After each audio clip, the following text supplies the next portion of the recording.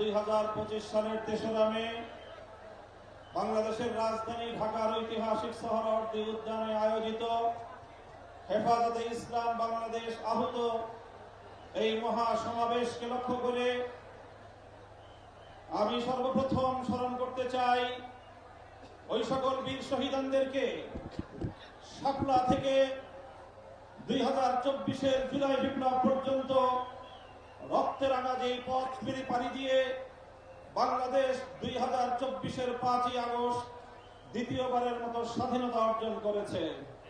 সেই স্বাধীন বাংলার মাটিতে দাঁড়িয়ে আমরা শপথে বাণী উচ্চারণ করতে চাই, রক্ত দিয়ে স্বাধীনতা এনেছি, প্রয়োজনে রক্ত দিয়ে সেই স্বাধীনতা আমরা রক্ষা করব ইনশাআল্লাহ। স্বাধীন বাংলার মাটিতে দাঁড়িয়ে আমরা বলতে চাই, নারী সংস্কারের নামে আল্লাহর কোরআনকে, ইসলামকে যে কটাক্ষ করা হয়েছে, ধর্মীয় উত্তরাধিকার বিধান, পারিবারিক বিধানকে নারী পুরুষের মধ্যে বৈষম্যের প্রধান কারণ বলে আখ্যায়িত করে বিতর্কিত নারী বিষয়ক কমিশন এদেশের সংখ্যাগরিষ্ঠ মানুষের ধর্মীয় অনুভূতিতে আঘাত প্রদান করেছে। ধর্মীয় অনুভূতিতে আঘাত প্রদান করবার অপরাধে তাদের বিরুদ্ধে আমরা রাষ্ট্রের শাস্তিমূলক ব্যবস্থা দেখতে চাই। হেফাজতে ইসলাম বাংলাদেশ বলতে চায়, এই তথাকথিত পশ্চিমা ধ্যান ধারায় বিশ্বাসী বিতর্কিত নারীবাদীদের আদর্শ এবং দর্শন নয়, বরং হেফাজতে ইসলাম বাংলাদেশ ইসলাম প্রদত্ত আল্লাহর ঘোষিত নারীর ন্যায্য অধিকারে বিশ্বাসী। ইনশাআল্লাহ হেফাজতের সংগ্রামী মহাসচিব কর্মসূচি ঘোষণা করবেন। সারা বাংলাদেশ জুড়ে হেফাজতের নেতা কর্মীদেরকে আগামী মাসগুলোতে গোটা বাংলাদেশ জুড়ে নারীর ন্যায্য অধিকার আদায়ের জন্য মাঠে নামতে হবে। আমরা পরিষ্কার ভাষায় বলি, বাংলাদেশের স্বাধীনতার 53 বছরের মাথায় এসে সংবিধান সহ রাষ্ট্রের ব্যাপক সংস্কার কার্যক্রম শুরু হয়েছে। এই সংস্কার কার্যক্রম চলাকালীন সময়ে বহুত্ববাদের মতো এই বিতর্কিত একত্ববাদ বিরোধী কোন কনসেপ্ট বাংলার মানুষ গ্রহণ করবে না।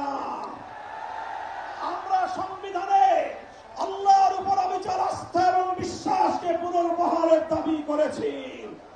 এই দাবি বাস্তবায়নের জন্য আগামী দিনে হেফাজতে ইসলাম বাংলাদেশ কঠোর কোন সিদ্ধান্ত নিতে হলে হেফাজত সেই সিদ্ধান্ত নেবে ইনশাআল্লাহ। আমরা পরিষ্কার ভাষায় বলি, ডক্টর ইউনূস সাহেবের সাথে হেফাজতের কেন্দ্রীয় নেতৃবৃন্দ অনেকবার সাক্ষাৎ করে বিনয়ের সঙ্গে আবেদন করেছি, আমাদের বিরুদ্ধে ফ্যাসিবাদী আমলে দায়েরকৃত মিথ্যা মামলাগুলো প্রত্যাহার করেন। কিন্তু কেন যেন মনে হচ্ছে আমাদের সোজা আঙ্গুলে বুঝি ঘি উঠবে না। প্রফেসর ডক্টর ইউনূস সাহেব, আপনি কি সে কথা ভুলে গিয়েছেন? এই সেদিনও আদালতের পাড়ায় আপনি আমাদের সঙ্গে পাড়ায় পাড়ায় ঘুরতেন, আদালতের অলিতে গলিতে ঘুরতেন। আমরা পরিষ্কার ভাষায় বলছি, আগামী 2 মাসের মধ্যে যদি হেফাজতে ইসলামের বিরুদ্ধে দায়েরকৃত মামলাগুলো প্রত্যাহার না হয়, হেফাজতে ইসলাম বাংলাদেশ সে মামলা বাতিল করার জন্য যা করতে হয় তাই করবে ইনশাআল্লাহ।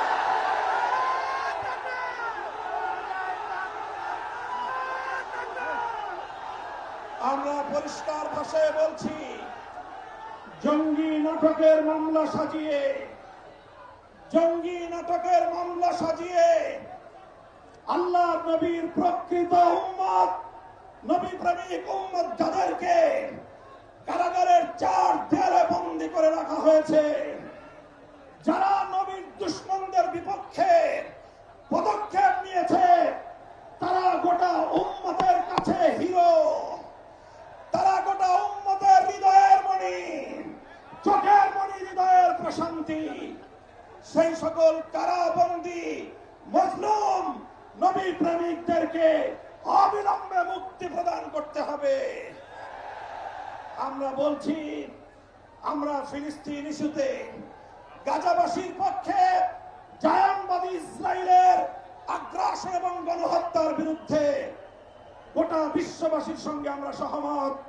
বাংলাদেশের মাননীয় সরকার প্রধান উপদেষ্টাকে আমরা বলি, আপনি আন্তর্জাতিক ব্যক্তিত্ব, বিশ্ব অঙ্গনে আপনি গাজাবাসীর পক্ষে ভূমিকা পালন করুন। সারা দুনিয়ার মানুষ গাজাবাসীর পক্ষে দাঁড়িয়েছে। সুদূর এই সবুজ বাংলার চত্বর থেকে আমরা সংহতি জানিয়েছি, কিন্তু আমাদের চেয়ে আরো বড় দায়িত্ব এবং কর্তব্য দাঁড়িয়েছে আজ আমাদের প্রতিবেশী রাষ্ট্র ভারতের মুসলমানদের পক্ষে আওয়াজ উচ্চারণ করা, তাদের পাশে দাঁড়ানো।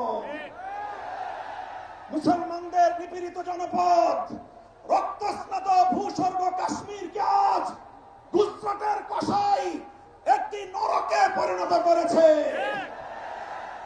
বিতর্কিত ওয়াকফ আইন সংশোধনী বিল 2025 পাশ করে শত শত বছর ধরে মুসলমানদের ব্যক্তিগত এবং তাদের যে প্রপার্টিগুলো আল্লাহর নামে ওয়াকফ করা হয়েছে, মসজিদ, মাদ্রাসা, কবরস্থান সহ ধর্মীয় কাজের জন্য, সেই ওয়াকফ সম্পত্তিতে সেই ভারতের হিন্দুত্ববাদী সরকার নখ বসাতে চায়, আঙুল বসাতে চায়।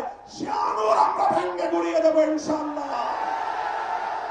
আজ হেফাজতের এই গণসমুদ্র থেকে আমি ভারতের নিপীড়িত, নির্যাতিত মজলুম মুসলমানদেরকে আহ্বান জানিয়ে তাদেরকে আমরা আশ্বস্ত করতে চাই, ভারত জুড়ে তোমরা নরেন্দ্র মোদীর বিরুদ্ধে আন্দোলন গড়ে তোলো। তোমরা সকল নিপীড়ন বন্ধ করার জন্য মাঠে নেমে আসো। সীমান্তের এপার থেকে বাংলার 18 কোটি মানুষ তোমাদের সঙ্গে সংহতি জানাবে ইনশাআল্লাহ। সংগ্রামী সাথী ও বন্ধুগণ, প্রফেসর ডক্টর ইউনূস সাহেব এবং অন্তর্বর্তীকালীন সরকারকে আমরা একটা বার্তা দিয়ে দিতে চাই। মনে রাখবেন, 71 সালে এদেশের মুক্তিযোদ্ধারা বলেছিল, আমরা পিন্ডির গোলামীর জিঞ্জির ছিন্ন করেছি, দিল্লির গোলামি করবার জন্য নয়।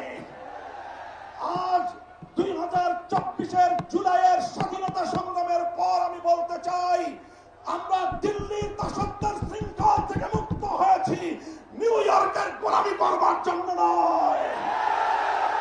যদি বাংলাদেশকে ওয়াশিংটনের দাস পরিণত করবার কোন পায়তারা করা হয়, আর যদি হিউম্যানিটারিয়ান করিডোরের নামে আমার বাংলাদেশের বুকের উপর দিয়ে যদি বাংলাদেশের সার্বভৌমত্ব, স্বাধীনতা হরণ করবার জন্য আমার স্বাধীন জনপদের 1 ইঞ্চি মাটি কেড়ে নেওয়ার জন্য যদি এই অপতৎপরতা চালানো হয়, চলমান এই অপতৎপরতা যদি বন্ধ না করা হয়, তবে আমি সারা দেশের দেশপ্রেমিক জনতাকে উদাত্ত আহ্বান জানাবো, যুদ্ধের প্রস্তুতি নাও, দেশের জন্য যুদ্ধের প্রস্তুতি নাও।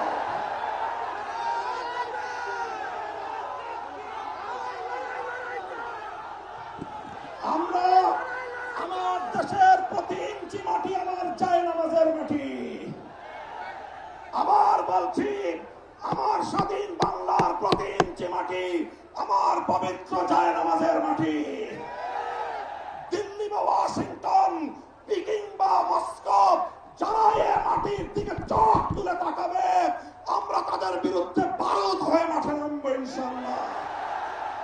সংগ্রামী সাথী ও বন্ধুগণ, ফ্যাসিবাদী আওয়ামী লীগকে সন্ত্রাসী সংগঠন হিসেবে ঘোষণা করবার যে দাবি জানানো হয়েছে, মনে করবেন না এটা আমাদের দুর্বল কোনো দাবি। আমরা 2013 সালে ফ্যাসিবাদী আওয়ামী লীগের বুলেটের আঘাতে রক্তাক্ত হয়েছি।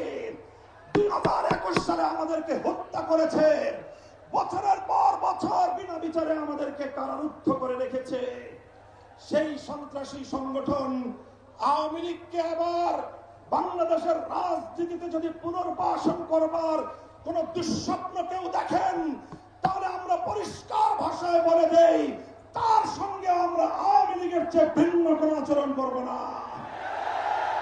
শেখ হাসিনা গিয়েছে যেই পথে, আওয়ামী লীগের দালালরাও যাবে সেই পথে। কোন রাজনৈতিক দল অথবা সরকারের মধ্যে ঘাপটি মেরে বসে থাকা ফ্যাসিবাদের কোন দোসর যদি বাংলার রাজনীতিতে এই ফ্যাসিবাদী শক্তিকে পুনর্বাসিত করবার পায়ে তারা চালায়, তাদের সঙ্গে আমরা লড়াই করব ইনশাআল্লাহ। সংগ্রামী সাথী ও বন্ধুগণ, সর্বশেষ আমাদের কথা হলো এই, শাপলার শহীদ যারা শাহাদাত বরণ করেছেন, ইনশাআল্লাহ হেফাজতে ইসলাম বাংলাদেশ প্রতিটি শহীদ পরিবারের পাশে দাঁড়িয়েছে।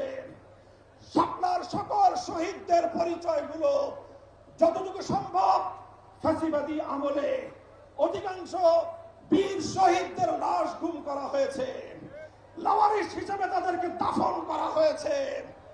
সরকারের তৎকালীন গোয়েন্দা সংস্থার কাছে যদি তার কোনো তথ্য থেকে থাকে, আমি বর্তমান সরকারের কাছে দাবি জানাবো, আমার শাপলা চত্বরের বেওয়ারিশ হিসেবে দাফন হওয়া প্রতিটি লাশ, গুম হওয়া প্রতিটি শহীদের তথ্য উদ্ঘাটন করতে হবে, জাতির কাছে প্রকাশ করতে হবে।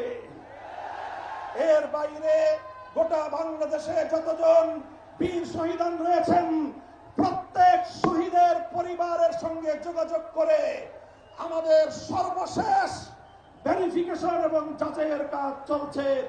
ইনশাআল্লাহ আমরা শাপলার রক্তে রঞ্জিত এই মে মাসের মধ্যে হেফাজতে ইসলামের পক্ষ থেকে আমাদের ভেরিফাইড সেই সকল বীর জাতীয় শহীদানদের পরিচয় এবং তাদের গৌরবগাথা ইতিহাস জাতির সামনে আমরা তুলে ধরবো ইনশাআল্লাহ। সেই সকল রক্তেরাঙা শাপলার বীর শহীদানদের স্মৃতি বিজড়িত ইমানের দুর্দমনীয় কাফেলা, শাপলা চত্বরের শহীদি কাফেলা হেফাজতে ইসলাম বাংলাদেশকে আমি আজ বাংলাদেশের স্বাধীনতার অতন্দ্র প্রহরী হিসেবে ঘোষণা করতে চাই। আমরা বলতে চাই, বাংলাদেশের ইসলাম এবং স্বাধীনতা এক সূত্রে গাথা। বাংলাদেশের ইসলাম এবং স্বাধীনতা এক সূত্রে গাথা। যারা বাংলাদেশে ইসলামের উপর আঘাত করে তারাই স্বাধীনতার দুশ্মন, তারাই স্বাধীনতার শত্রু। আগামী দিনে দেশ এবং ইসলাম স্বাধীনতার এই শত্রুদেরকে যেখানেই পাওয়া যাবে সেখানেই প্রতিহত করতে হবে, সেখানেই প্রতিহত করতে হবে। যদি এজন্য আমাদেরকে আরো জীবন দিতে হয়, যদি এজন্য আমাদেরকে আরো রক্ত দিতে হয়, আরো ত্যাগ আর কোরবানি স্বীকার করতে হয়, যদি আরো বড়